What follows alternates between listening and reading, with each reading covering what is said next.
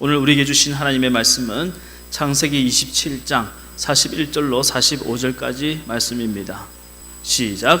그의 아버지가 야곱에게 축복한 그 축복으로 말미암아 에서가 야곱을 미워하여 심중에 이르기를 아버지를 곡할 때가 가까웠은즉 내가 내 아우 야곱을 죽이리라 하였더니 맏아들 에서의 이 말이 리브가에게 들리매 이에 사람을 보내어 작은 아들 야곱을 불러 그에게 이르되 너의 형 에서가 너를 죽여 그 한을 풀려 하니 내 아들아 내 말을 따라 일어나 하란으로 가서 내 오라버니 라반에게로 피신하여 내 형의 노가 풀리기까지 몇 날 동안 그와 함께 거주하라. 내 형의 분노가 풀려 내가 자기에게 행한 것을 잊어버리거든 내가 곧 사람을 보내어 너를 거기서 불러오리라. 어찌 하루에 너희 둘을 이르랴. 아멘. 착각은 자유다 하는 말이 있습니다. 많은 사람들이 착각 속에 빠져 살고 때론 그 착각이 자기 위로와 만족감을 주기도 한다는 뜻이죠. 착각에도 종류가 다양합니다. 대개 남자들은 자기가 나이에 비해서 어려 보인다고 착각들을 하죠. 여자분들은 남들이 자기를 쳐다보면 자기에게 관심이 있는 줄 압니다.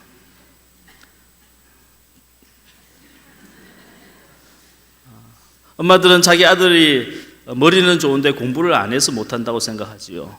자식들은 거짓말을 하면 부모가 속을 거라고 생각합니다. 청년들은 자기가 철이 든 줄 알아요. 남에게 상처 주는 말을 하고도 정당한 비판을 했다고 생각합니다. SNS에 사진을 올려놓고 다른 사람이 좋아요를 누르면 지가 진짜 이쁜 줄 알아요. 심각한 착각들을 많이 하고 있는 거죠. 그러면 신앙생활에는 착각이 없을까요? 제가 반백년이 넘게 교회를 다니면서 느낀 것은 예수 믿는 사람들도 굉장히 착각들을 많이 하고 있다는 겁니다. 어떤 착각들을 하게 될까요? 은혜로운 설교를 들으면 자기가 은혜가 있는 줄 압니다. 하지만 아무리 좋은 말씀을 들어도 그 말씀을 듣고 실천하지 않으면 은혜가 없는 거예요. 큰 교회를 다니면 자기 믿음도 큰 줄 알아요. 하지만 교회의 사이즈와 내 믿음의 사이즈는 아무런 상관관계가 없습니다. 다른 사람을 비판하면서 자기는 어려운 줄 착각합니다. 하지만 자신의 허물을 감추는 게 많을수록 다른 사람에 대한 비판도 많이 하게 됩니다. 다른 사람보다 기도를 오래 하면 그 사람보다 내가 더 믿음이 큰 줄로 알아요. 하지만 회개가 없는 기도, 진정성이 없는 기도는 아무리 오래 해도 중언부언하는 것에 지나지 않습니다. 교회를 오래 다니면 믿음이 더 큰 줄로 알아요. 하지만 은혜를 받은 만큼 믿음이 자라나는 것이지 교회를 오래 다녔다고 믿음이 자라나는 것은 아닙니다. 때로는 새신자들의 믿음이 훨씬 클 때가 있어요. 죄를 계속 지으면서도 예수님 때문에 괜찮을 거라고 생각합니다. 하지만 진심으로 죄를 회개하고 그 죄를 끊어야 용서도 받는 것이고 은혜도 받는 것이지 계속해서 그 죄를 짓고 있는 사람은요, 예수님도 어쩔 수 없어요. 다른 사람이 모르면 하나님도 모를 거라고 착각합니다. 하지만 다른 사람들 눈에는 보이지 않지만 우리 하나님은 우리 마음의 중심까지도 꿰뚫어 보고 계십니다. 지금 아무런 문제가 없으니까 앞으로도 계속 괜찮을 줄 알아요. 하지만 우리 하나님은 모르고 쏘고시는 것이 아니고 다 알고도 참으시는 겁니다. 제일 큰 착각은 이런 설교를 하는 김 목사는 괜찮다고 생각하는 거예요. 하지만 저도 마찬가지예요. 저나 여러분이나 똑같이 이런 착각 속에 빠져 있다는 것을 인정해야 합니다. 그리고 빨리 그 착각에서 벗어나야 해요. 인간은 착각하고 있는 한 아무런 발전이 없습니다. 성화가 없어요.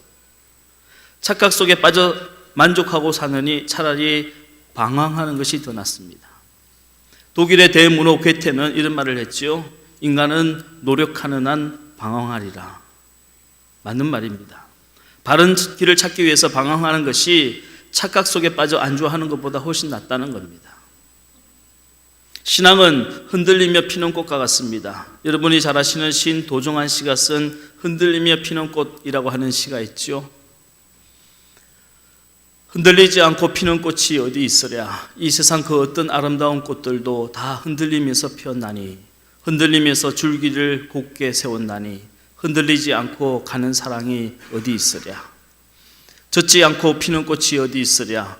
이 세상 그 어떤 빛나는 꽃들도 다 젖으며 피었나니 바람과 비에 젖으며 꽃잎 따뜻하게 피었나니 젖지 않고 가는 삶이 어디 있으랴. 우리는 이렇게 착각하고 오해하고 쓰러지고 넘어지지만 하나님은 그런 우리들을 긍휼히 여겨주시고 붙잡아 주시고 다시 일으켜 세워주시고 회복하시고 고쳐주신 줄로 믿으시길 바랍니다. 오늘은 야곱의 인생 스토리를 살펴보며 인간이 하는 착각이 무엇이고 또 그것을 바로잡아 주시는 하나님의 은혜의 경륜이 무엇인가 하는 것을 잠깐 생각해 보도록 하겠습니다. 첫 번째는 야곱의 어머니 리브가의 착각입니다. 야곱의 어머니 리브가는 야곱을 편애했어요. 아버지 이삭은 남자다운 에서를 더 좋아했지만 어머니는 여성스럽고 엄마를 잘 따르는 야곱을 더 사랑했습니다. 에서의 특기가 들에 나가 사냥을 하는 것이라면 야곱의 특기는 엄마를 따라 부엌에 들어가 요리를 하는 거였어요. 어머니 리브가의 편애는 야곱의 성품을 이기적이고 교활하게 만들었습니다. 수단방법 안 가리고 자식을 성공시키려고 했던 어머니 리브가의 잘못된 사랑은 야곱을 약삭빠르고 장깨를 쓰는 성품으로 바꾸어 나왔습니다. 야곱은 형 에스가 제일 배고플 때를 이용해서 팥죽 한 그릇으로 장자권을 샀어요. 그리고 눈먼 아버지를 속여서 축복권을 가로챘습니다. 형인 것처럼 변장을 하고 몸에 틀을 잔뜩 붙이고 목소리를 굵게 해서 아버지를 속이고 축복권을 가로챘지요. 이 일로 형 에스가 야곱을 죽이려 하자 어머니 리브가는 야곱을 자기 고향인 하란으로 피신시킵니다. 그리고 하란으로 아들 야곱을 보내면서 무슨 말을 했나요? 그것이 오늘 우리가 읽어봤던 본문의 말씀이에요. 우리가 이 말씀을 다시 한번 읽어보도록 하겠습니다. 창세기 27장 41절로 45절까지 말씀을 같이 읽겠습니다. 시작. 그의 아버지가 야곱에게 축복한 그 축복으로 말미암아 에스가 야곱을 미워하여 심중에 이르기를 아버지를 곡할 때가 가까웠은즉 내가 내 아우 야곱을 죽이리라 하였더니 맏아들 에스의 이 말이 리브가에게 들림에 이에 사람을 보내어 작은 아들 야곱을 불러 그에게 이르되 내 형 에스가 너를 죽여 그 한을 풀려 하니 내 아들아 내 말을 따라 일어나 하란으로 가서 내 오라버니 라반에게로 피신하여 내 형의 노가 풀리기까지 몇 날 동안 그와 함께 거주하라. 내 형의 분노가 풀려 네가 자기에게 행한 것을 잊어버리거든 내가 곧 사람을 보내어 너를 거기서 불러오리라. 어찌 하루에 너희 둘을 잃으랴. 자, 어머니 리브가가 야곱을 하란으로 도망 보내면서 뭐라고 말합니까? 얼마 동안 피해 있으라고 그랬어요? 본문에 몇 날 동안이라고 그랬어요. 내 형의 분노가 풀리기까지 몇 날 동안 피해 있으면 된다고 말했습니다. 리브가는 죄의 심각성을 몰랐어요. 며칠만 지나면 다 해결될 줄 안 거예요. 그러나 야곱이 돌아오기까지 꼬박 20년이 걸렸고 어머니 리브가는 그렇게 사랑했던 야곱을 다시는 보지 못하고 죽습니다. 야곱은 어머니 리브가의 임종도 지키지 못했어요. 성경에는 리브가의 죽음에 대해서는 단 한 구절도 언급이 없습니다. 다만 리브가가 죽은 이후에 고향으로 돌아온 야곱이 그의 유모 드보라를 죽음을 보고 장례 치르는 장면만 한 구절 딱 언급되어 있어요. 우리가 찾아서 읽어보겠습니다. 창세기 35장 8절 말씀입니다. 시작. 리브가의 유모 드보라가 죽음에 그를 베댓 아래에 있는 상수리 나무 밑에 장사하고 그 나무 이름을 알론바굿이라 불렀더라. 자, 여기 알론바굿이라는 말은 통곡의 나무라는 뜻이에요. 드보라라고 하는 이분은 리브가가 이삭에게 시집 올 때 하란에서 데려온 자기 몸종이었어요. 그리고 이 리브가가 쌍둥이를 낳고 난 뒤에 쌍둥이인 에스와 야곱을 키우는 유모 역할을 했던 분입니다. 그런데 보십시오. 야곱이 고향으로 돌아올 때까지 결국에는 어머니 리브가는 야곱을 보지 못해요. 죽고 말았습니다. 어머니가 죽은 다음에 야곱이 고향으로 돌아가 봤는데 자기 유모인 드보라가 아직 살아있는 거예요. 그런데 얼마 후에 그 드보라도 죽었어요. 야곱이 그 드보라 유모를 장례 치르고요, 상수리 나무 아래에 묻고 뭐라 불렀어요? 통곡의 나무라고 부르고 애통합니다. 여러분 생각해 보십시오. 몇 날만 지나면 고향으로 돌아올 줄 알았어요. 그런데 꼬박 20년이 걸렸어요. 며칠만 지나면 사랑하는 어머니 얼굴을 볼 줄 알았어요. 하지만 그 어머니 임종도 지키지 못해드렸어요. 그러니 야곱의 마음이 얼마나 찢어졌겠습니까? 6.25 전쟁이 났을 때 많은 사람들이 북을 떠나오면서 몇 달만 지나면 우리 가족 다시 만날 거라고 그랬어요. 하지만 반백년이 지나가고 60년, 70년이 지나도록 아직도 처자식을 만나보지 못한 사람이 많이 있습니다. 리브가의 운명이 딱 그랬던 겁니다. 리브가는 착각했어요. 며칠만 지나가면 큰아들 에스의 분노가 풀릴 줄 알았던 거예요. 하지만 리브가가 죽을 때까지 에스의 분노는 풀리지 않았어요. 며칠만 지나가면 사랑하는 아들 야곱을 다시 볼 줄 알았어요. 하지만 두 번 다시 야곱을 보지 못하고 죽었습니다. 우리는 죄의 심각성을 잘 몰라요. 죄가 있어도 잘 살 줄 아는 거예요. 잠깐 괴롭다가 말 줄로 아는 겁니다. 시간이 지나가면 저절로 해결될 줄 아는 거예요. 그러나 죄의 결과는 인생을 파괴시킵니다. 우리는 이 정도 죄쯤은 괜찮다고 생각들 합니다. 하지만 작은 죄도 큰 죄와 마찬가지 인생을 파괴시킬 수 있습니다. 여러분, 호숫가에 가서 큰 돌을 던져보십시오. 그 돌은 물에 가라앉겠지요. 그러면 이번에는 아주 작은 돌을 던져보십시오. 그 돌도 마찬가지 물에 가라앉습니다. 큰 돌이든 작은 돌이든 물에 가라앉는 것은 똑같아요. 돌의 성질이에요. 죄도 마찬가지입니다. 큰 죄만 우리 인생을 괴롭게 하는 게 아니에요. 작은 죄도 우리 인생을 괴롭게 하는 겁니다. 리브가의 착각은 시간이 지나가면 저절로 해결될 거라는 착각이었습니다. 시간이 지나가면 죄의 결과가 저절로 없어질 거라고 생각한 거예요. 시간이 지나가면 다른 사람에게 준 상처가 저절로 없어질 거라고 생각한 겁니다. 이것이 리브가의 착각이었어요. 하지만 큰 죄든 작은 죄든 하나님 앞에 회개해야 합니다. 회개하지 않고 청산하지 않는 자는 결국에는 더 큰 불행을 불러일으킵니다. 다른 사람에게 준 상처는 용서를 구해야 하고 갈등을 해결해야 합니다. 시간이 흐른다고 그 갈등이 저절로 해결되는 것은 아닙니다. 내가 용서를 구하지 않아도 그 사람 마음의 상처가 시간이 지나가면 다 풀릴 거야. 이게 착각이라는 거예요. 시간이 약이라고요? 그러니 잊으라고요? 그건 자기 자신에게나 할 수 있는 말이지 다른 사람에게 하는 말은 아닌 겁니다. 20년의 시간이 지난 후에 야곱이 고향으로 돌아온다는 소식을 듣고 그 형 에스가 어떻게 했나요? 그 야곱을 죽이려고요. 군사 400명을 이끌고 약복강가까지 쫓아갔어요. 하나님 앞에서 지은 죄나 다른 사람에게 준 상처나 시간만 뭉개고 앉아있으면 저절로 해결될 거라고 생각하는 것이 리브가의 착각이었습니다. 여러분, 죄는 회개해야 되고 갈등은 풀어야 합니다. 오죽하면 예수님도 하나님께 예물을 드리려 하다가 형제에게 원망 들을 만한 일이 생각나거든 먼저 형제와 화해하고 와서 그리고 하나님께 예배를 드리라고 말씀하셨어요. 우리 마태복음 5장 23절에서 24절 말씀을 같이 한번 읽겠습니다.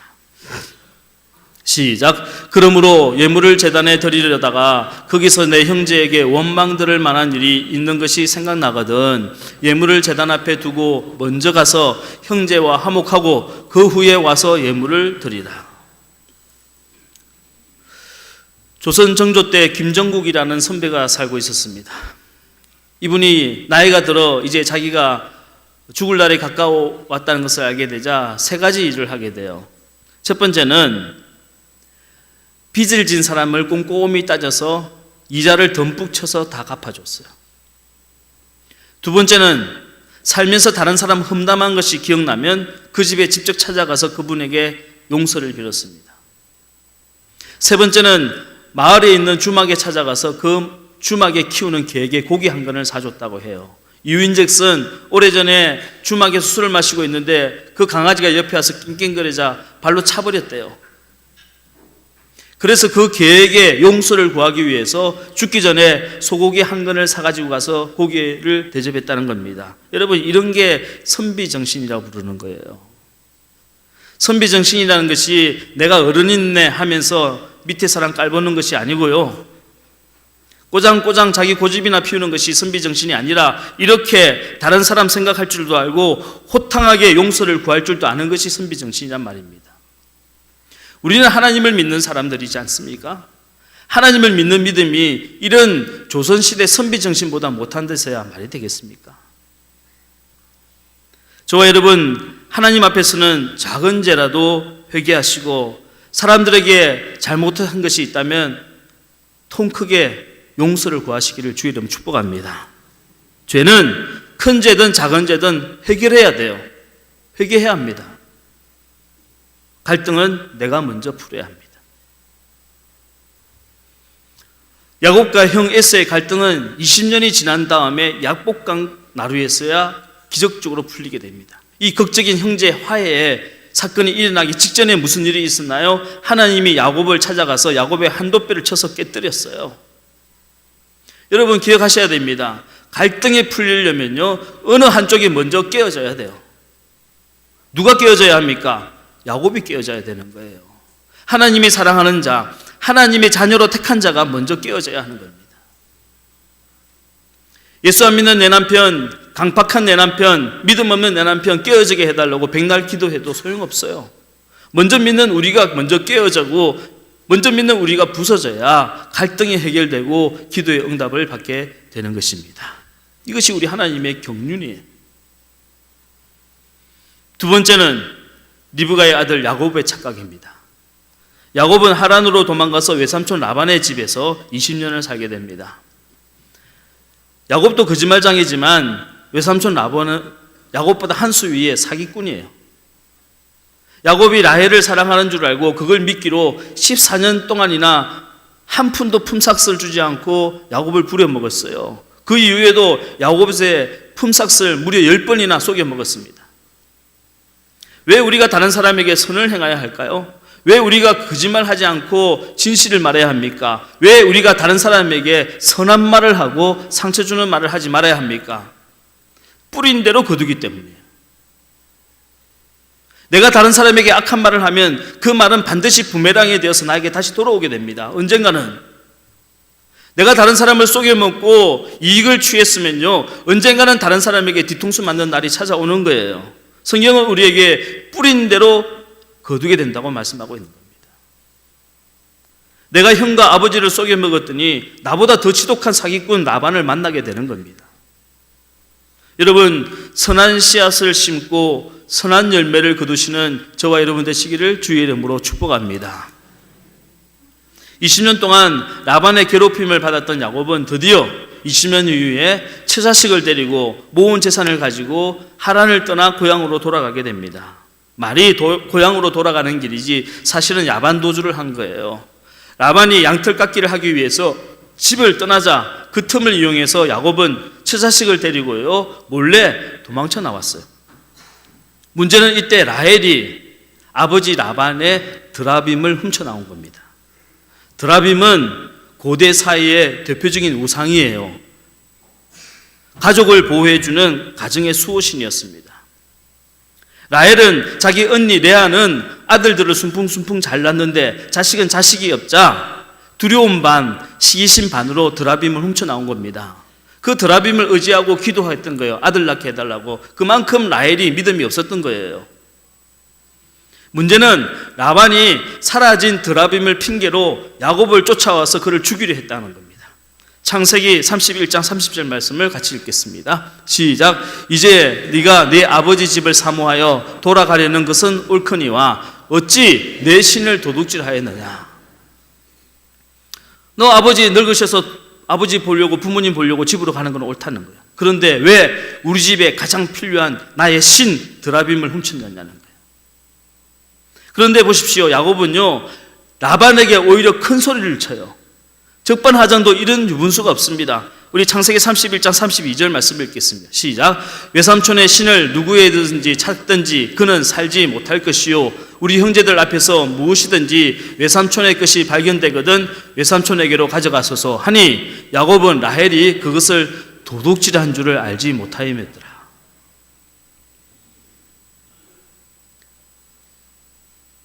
야곱은 자기 아내가 드라빔을 훔친 줄 몰랐다고 적혀 있어요. 지금 라헬은 아버지가 쫓아와서 온 물건을 뒤지고 있는데요, 낙타 안장 밑에 드라빔을 숨겨놓고 그 위에 깔고 앉아 있었어요. 그리고 마침 생리가 나서 일어나 인사할 수 없다고 이야기했습니다. 거짓말한 거예요. 야곱은 그런 라헬이 드라빔을 훔친 사실을 몰랐어요. 몰랐기 때문에 그렇게 큰 소리를 친 겁니다. 전에도 말씀드렸죠. 블라인드 커리지라고요. 무지의 용기예요. 인간이 큰 소리 치는 것은 무지하기 때문이에요. 무지하면 용기를 내는 겁니다. 알면 큰 소리 못 쳐요. 남들이 내 허물을 모른다고 생각하니까 큰 소리 치는 거예요. 다른 사람이 다 알고 있다고 생각해 보십시오. 큰 소리 칠 수 있겠습니까? 하지만 이날 야곱의 그 저주 때문에 누구든지 드라빔을 가진 자는 반드시 죽을 것이다 했던 야곱의 말대로 라헬은 죽게 됩니다.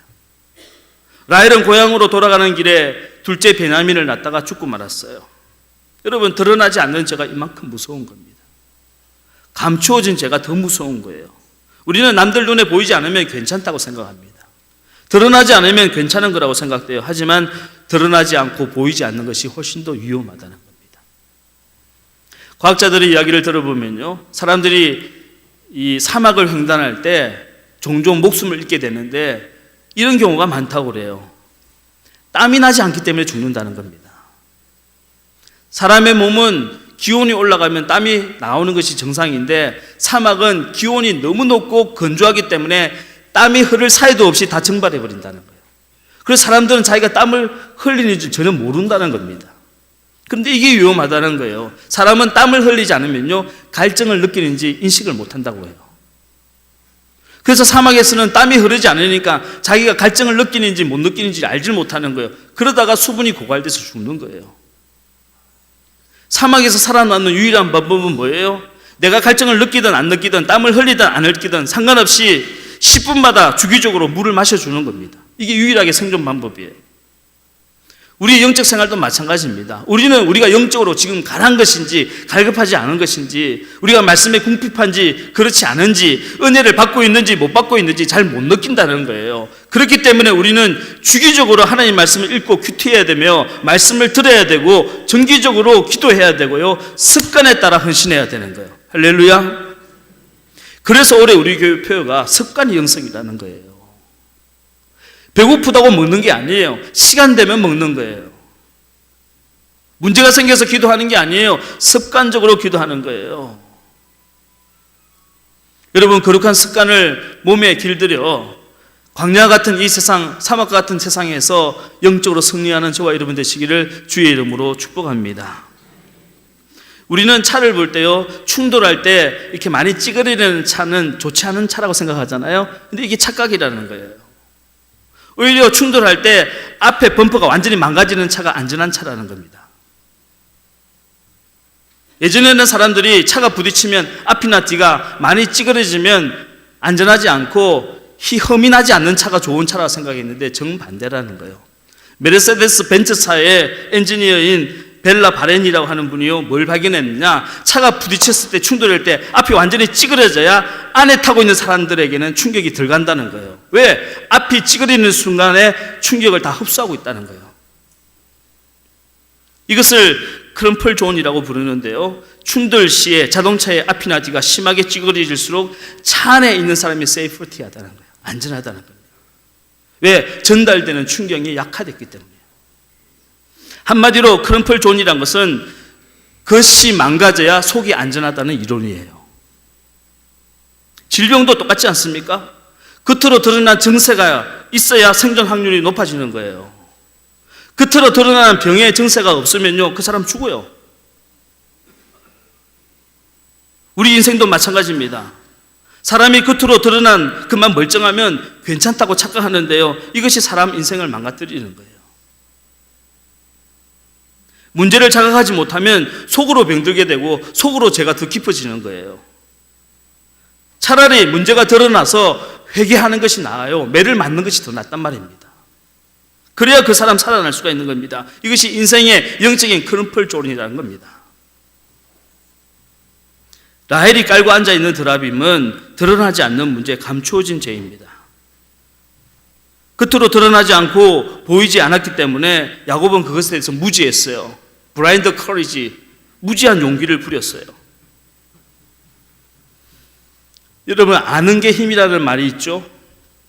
또 반대로 모르는 게 약이라는 말도 있습니다. 어느 말이 옳습니까? 여러분 어떻게 생각하세요? 아는 게 힘이라고 생각하세요? 모르는 게 약이라고 생각하세요? 헷갈리세요? 남의 허물에 대해서는요, 모르는 게 약이에요. 알아서 뭐 합니까? 하지만 자기 문제에 대해서는 아는 게 힘입니다. 내 자신의 문제를 모르고 감추려고만 하면요, 무지의 용기만 부리게 되는 거예요. 이 무지의 용기가 사람을 잡는 겁니다. 남들을 힘들게 하고 자기를 망가뜨리는 거예요. 야곱의 착각은 보이지 않는 문제, 남들에게 감춰진 죄는 괜찮다는 착각입니다. 하지만 이것이 훨씬 더 위험합니다. 왜? 회개의 기회를 잃기 때문이에요. 우리도 드라빔을 깔고 앉아서 숨겨놓고 큰 소리를 쳐요. 드라빔을 가진 자는 반드시 죽을 것이다. 그래서 내가 가장 사랑하는 것을 잃게 되는 거예요. 하지만 하나님의 경륜은 다릅니다. 숨겨진 죄로 라헬은 죽어야 돼요. 야곱의 말 그대로예요. 그래서 야곱은 라헬은 죽었습니다. 하지만 라헬을 통해 태어난 요셉은 이스라엘 민족을 구원하는 구원자가 되었어요. 애굽으로 노예로 팔려간 요셉은 훗날 애굽의 총리가 되어서 이스라엘 민족을 구원합니다. 여러분, 요셉은 구약 성경에 등장하는 예수님의 예표입니다. 예수님께서 온 인류의 죄를 대신해서 고난을 당하신 것처럼 요셉은 야곱의 12아들의 죄를 대신하여 고난을 받은 거예요. 예수님께서 은 30냥에 팔리신 것처럼 요셉은 은 20냥에 팔리게 됩니다. 예수님께서 빌라도 법정에서 억울한 재판을 받으신 것처럼 요셉도 보디발 장군의 집에서 억울한 재판을 받고 감옥에 들어가게 됩니다. 여러분, 라헬이라고 하는 이름의 뜻이 암양이라는 뜻이에요. 이 암양이라는 단어가 성경에 딱 한 번 다시 사용됩니다. 이사야 선지자가 뭐라고 했습니까? 예수님께서 틀 깎는 자 앞에서 잠잠한 양과 같이 라고 할 때 이 양이란 단어를 라헬이란 단어를 쓰고 있어요. 라헬이 베냐민을 낳다가 죽은 곳이 베들레헴입니다. 바로 그 베들레헴에서 우리 예수님께서 태어나신 거예요. 여러분, 첫 번째 라헬은 숨겨진 죄로 죽을 수밖에 없는 존재를 뜻한다면, 두 번째 라헬은 바로 예수 그리스도, 죽었던 우리를 다시 살리게 하시는 하나님의 은혜인 줄로 믿으시길 바랍니다. 우리는 첫 번째 라헬이 빨리 죽을수록 좋은 거예요. 이것이 숨겨져 있고 오래 살수록 우리는 불행해지는 겁니다. 하지만 하나님의 경륜은 우리가 죽음으로 끝나게 하시는 것이 아니라, 실패로 끝나게 하시는 것이 아니라, 우리의 첫 번째 라헬이 죽으면 하나님께서 두 번째 라헬을 세워주셔서 예수 그리스도의 은혜로 말미암아 요셉과 같은 삶을 살아가게 하실 줄로 믿으시길 바랍니다. 그때는 내 죄뿐만 아니라 다른 사람의 죄까지도 중보하며 그들을 위해서 구원의 길로 인도할 수 있는 믿음의 사람으로 살게 하시는 거예요. 여러분, 빨리 라헬이 죽기를 주의 이름으로 축복합니다. 차라리 깔고 있는 드라빔이요, 빨리 드러날수록 좋은 거예요. 그리고 우리가 정말 두 번째 라헬로 요셉과 같은 믿음의 삶을 살아가며 여러분의 형제의 죄까지도 구원할 수 있는 저와 여러분 되시기를 주의 이름으로 간절히 축복합니다. 세 번째는 야곱의 아내 라헬의 착각입니다. 라헬은 둘째 아들 베냐민을 낳다가 죽었어요. 그때 라헬은 태어난 아이의 이름을 베노니라고 불렀습니다. 베노니란 슬픔의 아들이란 뜻이에요. 의미도 없이 태어났으니 너는 참 불행하다, 죽을 수밖에 없을 거다라는 뜻이에요. 하지만 이때 야곱은 그 베논이라고 하는 아이의 이름을 베냐민이라고 고쳐 불렸습니다. 베냐민은 오른손의 아들, 능력의 아들이란 뜻이에요. 훗날 베냐민은, 그 지파는 이스라엘의 12지파 중에 가장 강력한 지파가 됩니다. 그리고 이 베냐민 지파에서 이스라엘의 초대 왕 사울 왕이 나오는 거예요. 여러분, 믿음은 바라는 것들의 실상이요, 보이지 않는 것의 증거인 것을 믿으시기를 주의 이름으로 축복합니다. 사람의 운명은 타고나는 것이 아니라 믿음으로 만들어지는 거예요. 믿음의 사람은 그렇기 때문에 운명을 탓하고 환경을 탓하고 부모 탓하고 남 탓하지 않아요. 세상이 불공평하다고요? 원래 세상은 불공평한 곳이에요. 역사 이래 언제 세상이 공평하고 역사 이래 세상이 공평하고 평등할 때가 언제 있었어요? 우리 부모님 세대나 그 이전 세대나 일제시대나 그 이전 세대나 세상은 언제나 불공평하고요, 더러웠어요. 사람들이 나쁘다고요? 원래 인간은 죄인이에요. 언제 인간이 선했습니까? 그러나 믿음의 사람이 이 불공평하고 불의한 세상을 조금이라도 바로잡는 거예요. 믿음의 사람이 이 약한 사람에게 조금이라도 선한 영향력을 미치는 줄로 믿으시길 바랍니다. 그러면 우리는 믿음의 사람이 돼야 돼요. 세상 탓하고 남 탓하는 사람은 다른 사람에게 선한 영향력을 절대로 끼칠 수 없습니다. 라헬은 내 자식이기 때문에 내가 책임져야 된다고 생각했어요. 내가 책임지지 못하니까 그 아이는 죽을 거라고 생각했어요. 하지만 이것이 라헬의 착각이었습니다. 하나님의 방법, 하나님의 경륜은 이렇게 아무리 어려운 환경 속에 태어나도, 아무리 척박한 상황 속에 태어났다 할지라도 믿음의 사람을 통해서 죽을 운명이 살 운명으로 바뀌어지고, 믿음의 사람을 통해서 불공평한 세상이 바른 세상으로 바뀌어지고, 믿음의 사람을 통해서 전쟁이 평화로 바뀌게 하는 것이 하나님의 경륜이고 뜻인 줄로 믿으시기를 주의 이름으로 축복합니다. 우리는 내가 못하면 불가능하다고 말해요. 하지만 하나님이 하실 수 있는 일을 내가 불가능이라고 부르면 안 되는 겁니다. 우리는 함부로 내 자식을 베논이라고 불러서는 안 돼요. 우리는 내가 할 수 없다고 자포자기합니다. 하지만 하나님이 나를 포기하기 이전에 내가 먼저 나를 포기할 수 있는 자격을 가진 사람은 아무도 없어요. 우리는 나를 믿음으로 베냐민이라고 불러야지 베논이라고 불러서는 안 되는 겁니다. 여러분, 인간의 착각이 무엇입니까? 리브가는 시간이 지나면 저절로 해결될 거라고 생각했어요. 하지만 하나님은 그렇지 않아요. 먼저 믿는 우리들을 먼저 깨뜨려서 갈등을 풀게 하시는 줄로 믿습니다. 야곱은 감춰진 죄는 괜찮다고 했어요. 하지만 감춰진 것이 더 위험한 거예요. 그래서 하나님은 차라리 그것이 드러나게 하고 첫 번째 라헬을 죽이신 거예요. 사랑이 없어서가 아니에요. 우리에게 부활의 은혜를 주시기 위해서, 거듭남의 은혜를 주시기 위함인 겁니다. 두 번째 기회를, 찬스를 주시기 위함인 거예요. 라헬은 내가 책임질 수 없으면 불가능하다고 말했습니다. 하지만 하나님은 믿는 자에게 불가능은 없다고 말씀하시는 거예요. 믿는 자에게 능치 못함이 없는 줄로 믿으시기를 주의 이름으로 축복합니다. 올해는 우리 믿음의 선진들이 3.1 운동을 벌린 지 100주년이 되는 해입니다. 저는 TV를 통해서 그분이 보수적이든 진보적이든 좌든 우든 상관없이 다 저고리 입고 나와서 태극기를 흔들며 대한독립 만세를 외치는 걸 보면서 마음의 감동을 받았어요. 하나님이 우리 대한민국 사랑하시는구나, 하나님이 우리 민족을 버리지 아니하시는구나 하는 것을 느꼈습니다. 여러분, 100년 전 우리 믿음의 선진들이, 그 어린 학생들이 손에, 고사리 같은 손에 태극기를 들고 대한독립 만세를 외쳤을 때 일제는요 총칼로 위협하고 그들을 죽였어요. 감옥에 가뒀어요. 고문하고 학살하고 살해했습니다.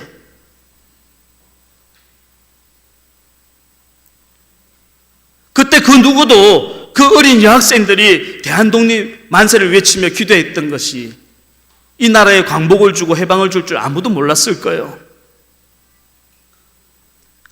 그 고사리 같은 조그만 맨주먹으로 무엇을 이룰 수 있다고 생각했겠습니까? 하지만 하나님께서는 우리 유관순 열사와 같은 우리 감리교회의 자랑스러운 믿음의 선배입니다. 우리 유관순 열사는요, 우리 감리교인이었어요. 감옥에서 울면서 기도했던 그 어린 소녀들의 기도를 들으시고 오늘 이 땅에 자유를 주시고 해방을 주시고 강복을 주시고 번영을 주신 줄로 믿으시길 바랍니다. 우리는 지금 이 땅에 평화를 이루고, 남북의 평화를 이루고, 남남 갈등을 해소하고, 오래된 일본 간의, 오래된 민족 간의 갈등을 해결하고, 세계 평화를 도모하고 나아가 선교하며 하나님 나라를 확장해야 될 막중한 책임을 갖고 있어요. 어떻게 보면 참 묘연하다는 생각이 듭니다. 어찌 보면 불가능하다는 생각까지 들어요. 하지만 우리는 불가능하다고 말하지 말고 믿음으로 기도해야 될 줄로 믿습니다. 하나님, 이 땅에 핵을 없애주시고 이 땅의 평화를 돌이게 하여 주옵소서. 저 북녘 땅에 주님의 교회가 다시 세워지게 하시고 저 불쌍한 영혼들을 구원하여 주옵소서. 복음으로 하나 되게 하시고 자유로 하나 되게 해달라고 기도하시는 저와 여러분 되시기를 주의 이름으로 축복합니다. 하나님이 가능하다 하신 일을 우리가 나서서 불가능하다고 불러서는 안 된다는 겁니다. 그것이 인간의 착각이라는 거예요. 우리 함께 이 찬양을 함께 부르겠습니다. 아무것도 두려워하지 말라. 함께 찬양하겠습니다.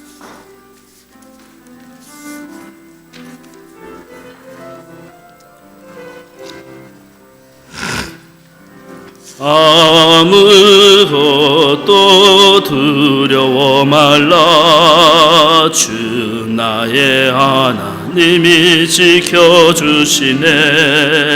놀라지 마라. 겁내지 마라. 주님 나를 지켜주시네. 아무것도 두려워 말라. 아무것도 두려워 말라. 주 나의 하나님이 지켜주시네. 놀라지 마라. 겁내지 주님 나를 지켜주시네. 내 맘이 힘에 겨워 지칠지라도 주님 나를 지켜주시네. 세상의 험한 풍파 몰아칠 때도 주님 나를 지켜주시네. 주님은 나의 산소, 주님은 나의 요새, 주님은 나의 소망,